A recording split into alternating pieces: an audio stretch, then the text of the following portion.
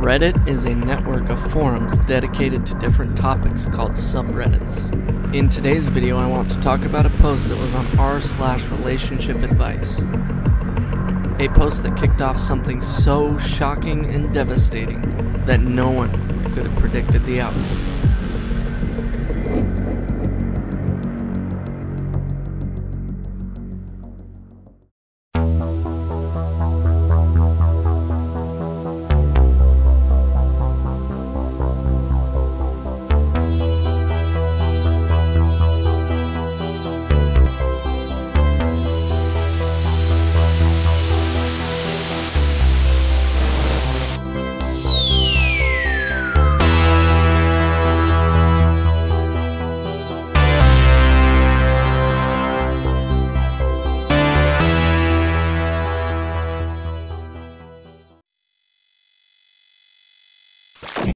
r/relationship advice is a subreddit for Redditors that are willing to help out others in their various relationships. Whether it be romantic, business, or any other number of personal relationships one might have, they're there to help. My mother-in-law cut up my wedding dress. I hate her so much, I don't know how to move on. My boyfriend replanned our canceled trip from last year as a solo swimsuit photo shoot for my friend, and now my husband is experiencing morning. My sister is mad that I'm having an arrangement. My girlfriend's I'm having a hard time coping with my wife having cheated on me with our neighbor. On October 29, 2016, a Reddit user by the name of Jasoninhell created a post on the r/relationship advice subreddit. It was titled, "I'm having a hard time coping with my wife having cheated on me with our neighbor." I'm gonna go over the first post here. It's a bit of a longer story, but it's totally worth it and necessary to get the full picture of what happened.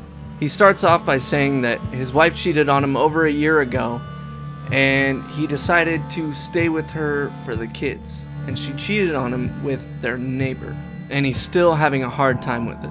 So in May of 2015, he started getting suspicious when she created a password on her phone, which she had never done before. She said it was for a Father's Day gift and that she didn't want to ruin the surprise, so he couldn't look into her phone to ruin his gift. A week later, she said she had to get something off of her chest. She said the neighbor's building a home office for them as a Father's Day gift. Father's Day comes and goes, and she still has the password on her phone. And he notices that whenever she's looking at her phone, she's smiling to herself, And he's like, "What are you doing?" And she's like, "Oh, nothing," and puts her phone away immediately. One morning, when she was getting in the shower, he managed to get into her phone. He sees a text from his wife to the neighbor saying, "I'm covered in frosting, would you like to lick it off?" And he thought, she wouldn't do this to me.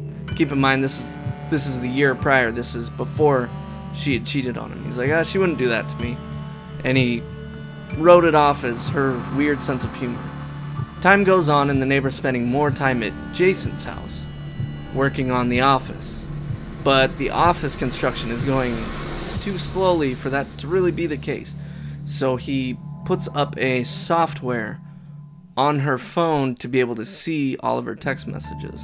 The next day, he sees them texting each other trying to meet up, but it doesn't happen because of the neighbor's work schedule. So that very night, Jason, his wife, the neighbor, and his girlfriend all go out to dinner. The wife and the girlfriend decide it'd be fun to go see a movie. So Jason and the neighbor end up going back to Jason's house. And as they're sitting there, the neighbor and his wife are texting, while the wife is out with his girlfriend and while he's sitting there with his neighbor. They're texting like sexual stuff, and his wife is telling the neighbor that she's his, and the neighbor's telling his wife that, yeah, you are forever, stuff like that. The wife and the girlfriend return home later that night after the movie, and he sits all of them down and he confronts them, and they start denying it, and then he shows them the text that he has. And then they can finally confess, but they said they never had sex. They didn't have sex together.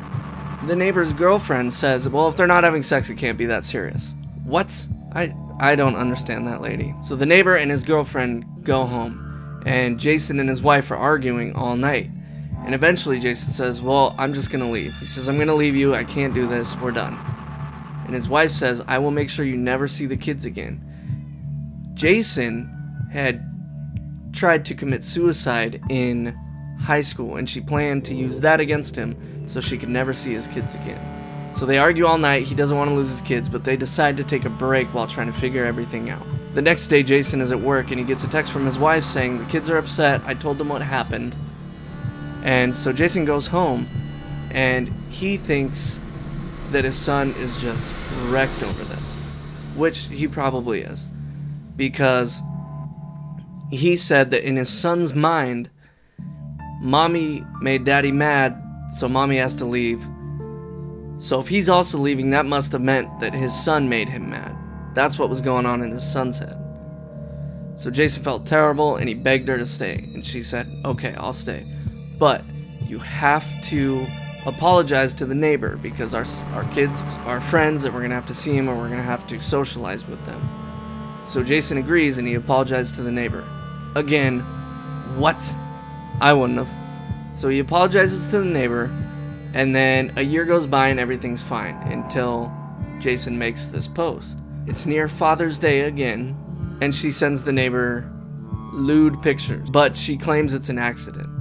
And the new picture incident that happened 4 months before he created this post. So that's the whole post summarized. And he's asking for help. What should I do? Like this, I can't stop thinking about this. It drives me crazy every day. What am I doing? Please help me. So Redditors respond. They respond with, I wouldn't have stayed. You need to get out of there. Everything you can imagine. But the overwhelming response was, you need to get a divorce. So he takes their advice and he posts this update. Instead of trying to fix something she doesn't want to fix, she has refused counseling several times in the past before this even happened. I'm going to get myself and my kids out. I meet with an attorney next week. Thank you everyone for helping me see how far I had my head up my ass.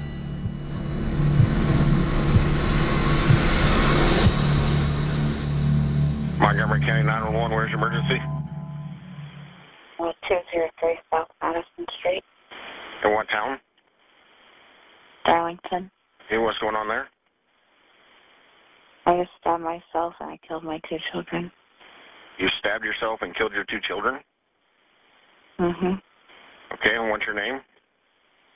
Brandi Worley. And where are the children at? In my daughter's room on the floor. In your daughter's room on the floor? Okay. And what caused you to do this today? My husband wanted a divorce and wanted to take my kid. I won't let him have my kid. Okay, and how old are your children? 7 and 3. 7. 7 and 3? Mm-hmm. Okay. And where did you stab yourself at? In the neck. Okay, are you bleeding? Yeah, there's blood everywhere. Okay, and where are you at? In my living room. You're in your living room? Mm-hmm.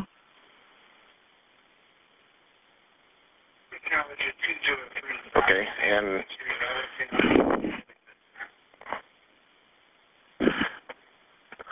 are you armed now with the knife still?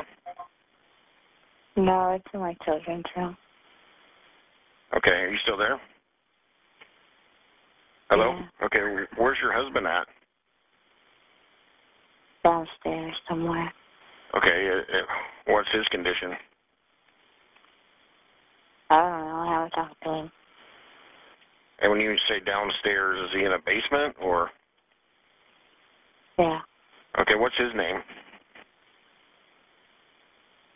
Jason. Is what? Jason. Nathan?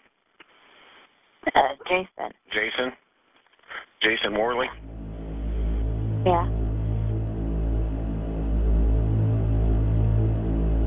Yes, that was Jasoninhell's cheating, murderous wife, Brandi Worley. She had indeed killed her 2 children, 7-year-old Tyler and 3-year-old Charlie.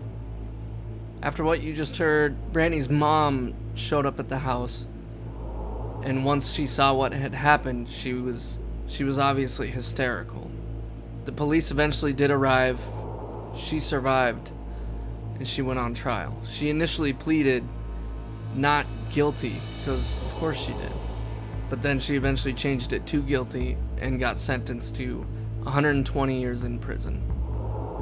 Days after the murder, Jason returned to Reddit for one more update to this story. I would like to give a heartfelt and sincere thank you for the advice and support I have received here. No one could have foreseen the tragedy that resulted from me filing for divorce. You guys perform a wonderful service to those in need, and I hope you continue to do so in the future.